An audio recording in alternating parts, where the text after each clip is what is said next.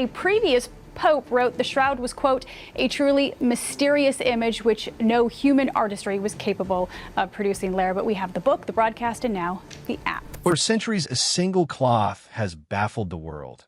A linen relic said to carry the face of a crucified man.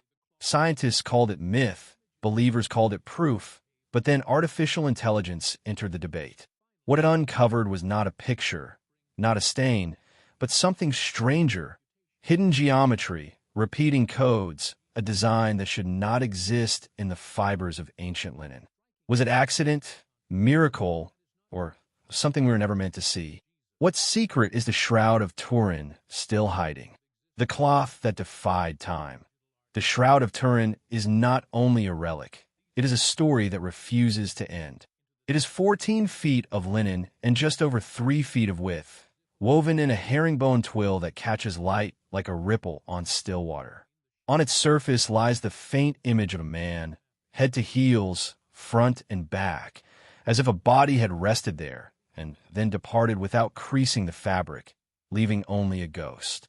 The wounds read like a narrative carved into fiber. Wrist marks aligned where nails would enter, a blood-like stain at the feet, an oval on the side that suggests a spear thrust, faint circles that look like a crown of thorns pressed into the scalp. The face does not shout, it hovers.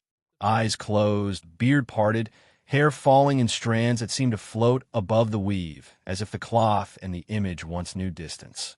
The first documented display appears in France during the 13th century, in a small town that turned into a destination for pilgrims and a proving ground for doubts.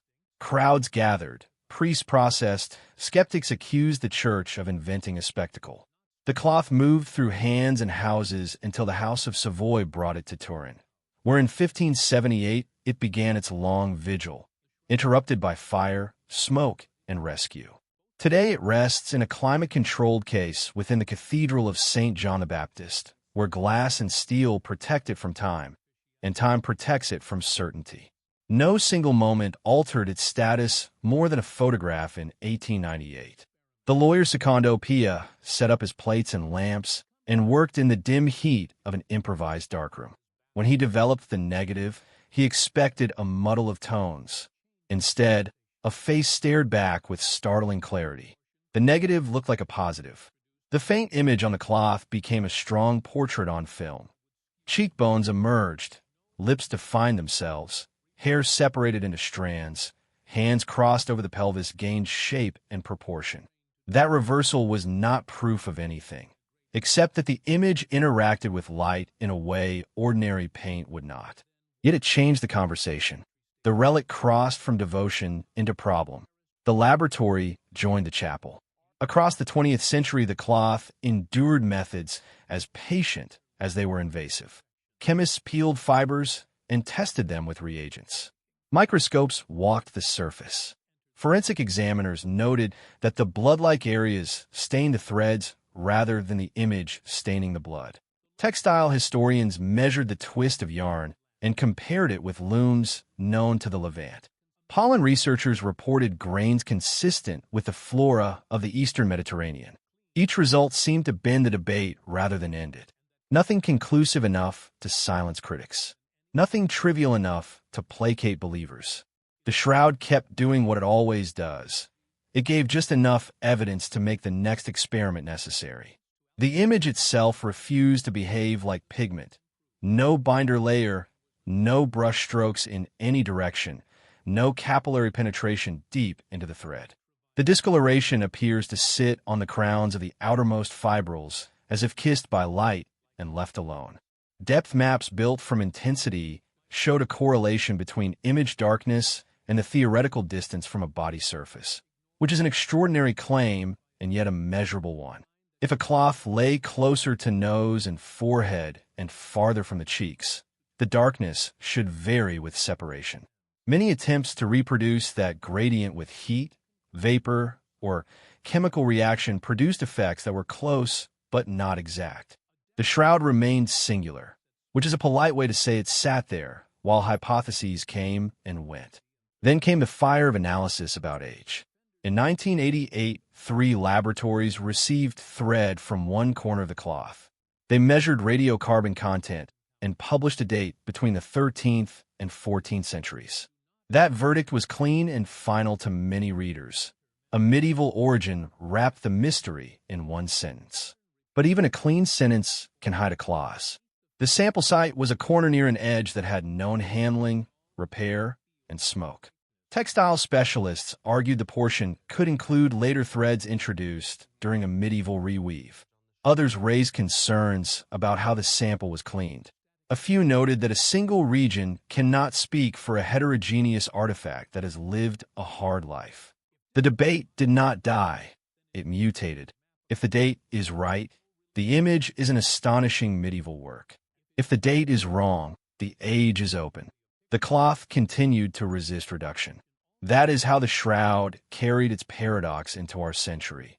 A picture that behaves like a negative before photography, a surface effect without pigment, a depth relationship that hints at spatial information, and a contested age that may tell us more about sampling than about origin.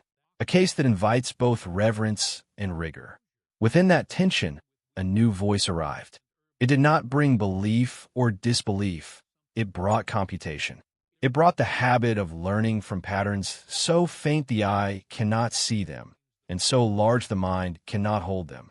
The machine was not offended by the question. It was built to ask a better one. What precisely is in this image that we have not measured yet? If photography revealed the face and chemistry mapped the fibers, what happens when a system designed to find structure in chaos listens to linen? The dating controversy. The radiocarbon campaign of 1988 was the most definitive moment in the modern history of the shroud because it promised closure. Oxford, Zurich, Arizona. 3 laboratories. 1 protocol. A piece of cloth snipped from a corner and divided among the teams, cleaned, combusted, converted to graphite, and counted in accelerators that translate isotopes into years. The world expected clarity and received a neat window between 1260 and 1390. Newspapers printed the range and called it decisive. Museum voices relaxed. The story seemed over. The corner chosen has since become one of the most analyzed places in any artifact on Earth. The lower left region where countless hands may have touched and where repairs may have occurred after a documented fire in the 16th century.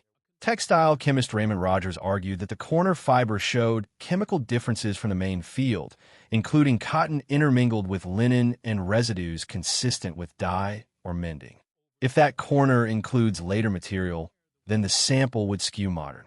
The reply from defenders of the test is that laboratories validated their cleaning and checked the homogeneity. The counter is that heterogeneous repair can pass a cursory check while still being significant enough to alter radiocarbon content. The debate lives in that narrow seam between confidence and caveat. Other methodologies join the conversation not to overthrow radiocarbon, but to widen the lens. Wide-angle X-ray scattering analysis of cellulose order in ancient textiles has produced age estimates that in some trials tend toward an earlier date than the medieval range.